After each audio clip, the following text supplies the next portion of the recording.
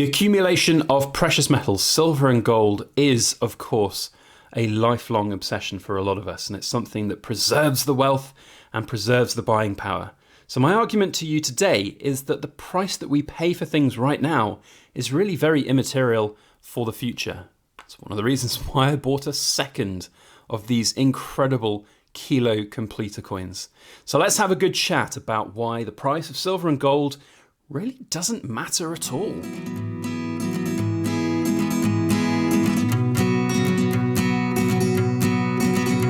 Hello everybody, Backyard Bullion here, and a warm welcome to you all joining me for another precious metal ramble. And I want to talk today about why the price of silver and gold really doesn't matter at all, in fact, in my opinion.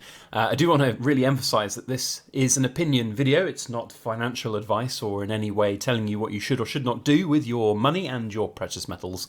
But it is meant as a way to get the brain juices flowing, to think about things in a different way, and to challenge perhaps the norm or the way that you might look at things, just so that everybody can make the right decisions for themselves. Now, when I say the price of silver and gold does not matter, it really is down to everybody's individual circumstances and why they're buying. For me, all of the metals that I own are very much a long-term solution for what I see as quite a turbulent time ahead of us. There's no doubting that the world has changed since 2020, early 2020, and it will continue to prove to be difficult. All you've got to do is look at the debt numbers that are out there at the moment, and you'll quite easily understand anybody's rational concern about the future of Western countries and the amount of debt and spending and money that just needs to be pumped in to keep things going.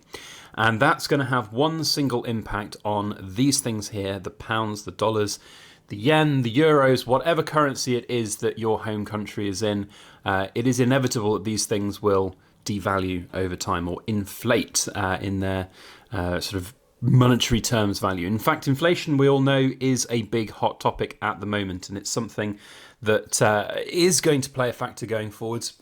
But I personally don't feel like it's going to be a runaway inflation type of thing. By the way, if you've not seen the Kilo Queen's Beast Completer, you're in for a surprise, because today I have two.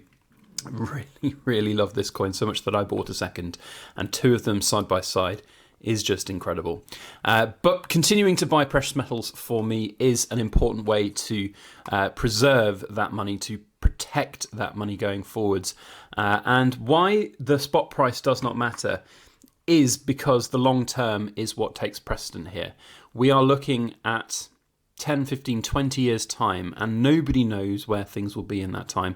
If all the hype and craze and silver pumpers out there are correct, and we see, $1,000 an ounce silver anytime, then that is fantastic, and that is what a lot of people will be very, very happy with.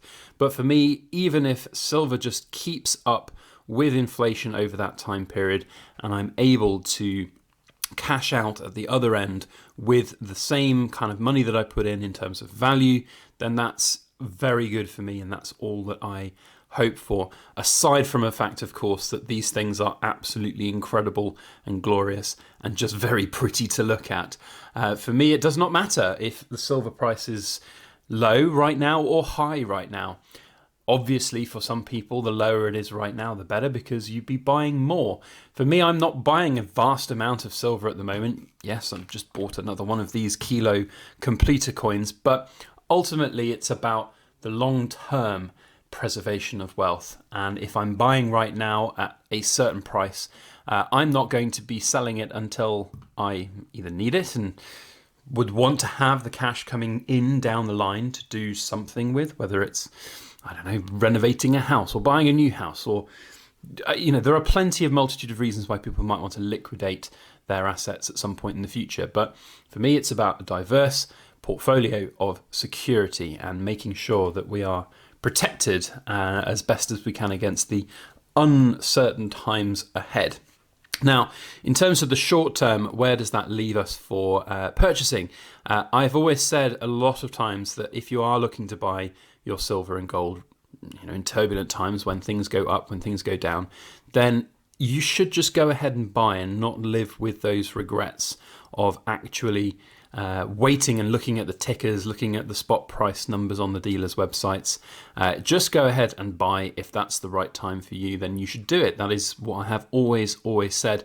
And the same can be said for these completer kilo coins. The first one bought back when silver was considerably higher, and I bought it directly from the raw mint as well. I think it was about £980. The second one was about £100 less because of the drop in spot price, which is a huge factor to play into things.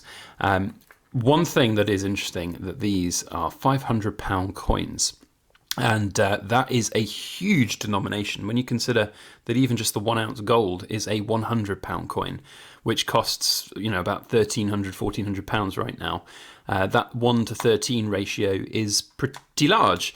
However, with this, the ratio is closer to, it's nearly 1 to 2, but even less than that, 1.5 times spot price value. That's a really good value to pounds. And I've hypothesized about the potential for this coin going to the Bank of England with it and say, give me £500. If silver crashes down to £5 an ounce, this will always be worth £500, surely. A lot of people have challenged that way of thinking. There's only really one way to find out, and that's to actually go to the Bank of England with it.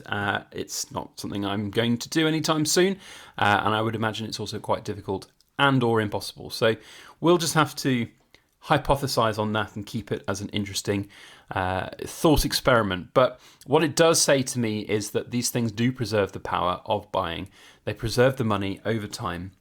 And whether you're buying right now or whether you've bought already or whether you're planning to buy, as long as you're buying for the right reasons, then you'll be absolutely golden, to coin a phrase.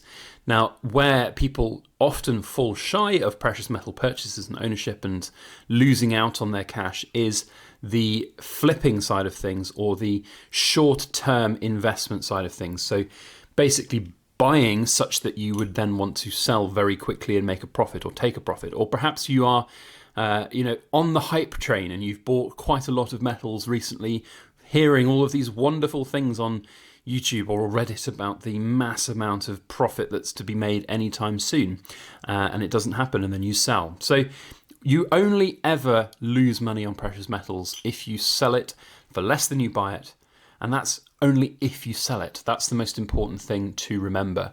There are, of course, plenty of different opportunities to make money and lose money with coin flipping, and that's not really what I'm doing with any of these coins. This is a long-term hedge against the value of currencies, an inflationary protection vehicle for the wealth that we have and have accumulated, and that's where it will be.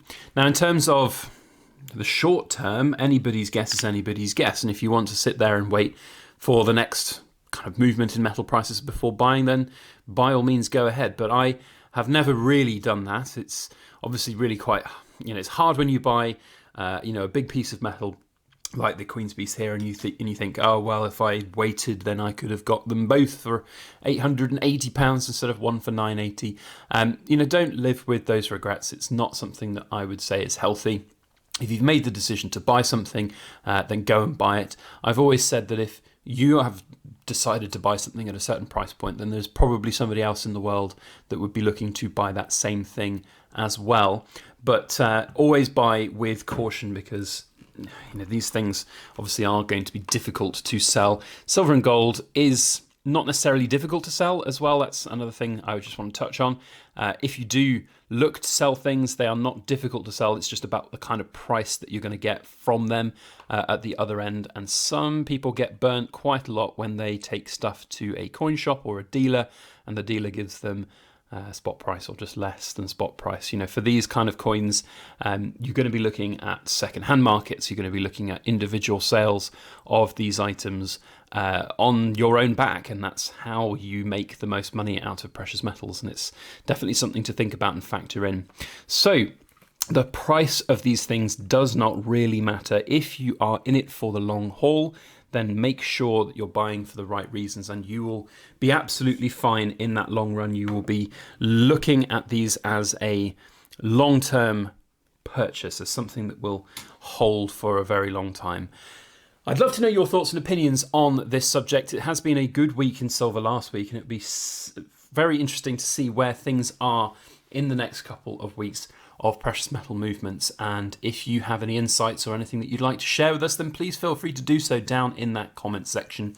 Otherwise, that's it from me. If you've enjoyed this video, please make sure you hit that thumbs up button and share this around through your social media. Otherwise, I'll see you on the next one. And as always, please make sure that you like, share, comment, and subscribe for more.